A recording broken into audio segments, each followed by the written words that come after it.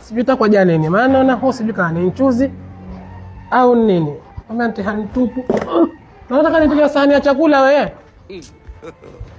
Shilingi 30 nzima. Pesa nacha pesa ya nyama. Mimi najua tukishafika maskani nyembo ndanisema. Wasiwasi wako. Wasiwasi wangu kitu gani? Mimi naacha pesa ya chakula kizuri tu. Manunguniko. Kushaanza nungunika. Mke wangu hapa si muda wa kugombana. Mbele za wageni kuna wageni hapa. Haina haja kukaa kitako mkaonekana sina mke nzuri. Hawa nungunikia nini? Na nungunika. Shilingi 30,000 nzima mke wangu nilizokuacha. 30,000 nzima. Nitakwambia sasa mke wangu meneja na wageni. Katafute nyama, tafuta na mchele, pika wali, angalau ndio tupate chakula chenye kutilika irabu. Wafatawa la mkasirali wali. Kuna nchukulia chakula kina tairabu hichi. Tena ajigambavo. Aitia uzito, aonekane kidume mbele za watu. 30,000 nzima. Kila siku kukwambia soma.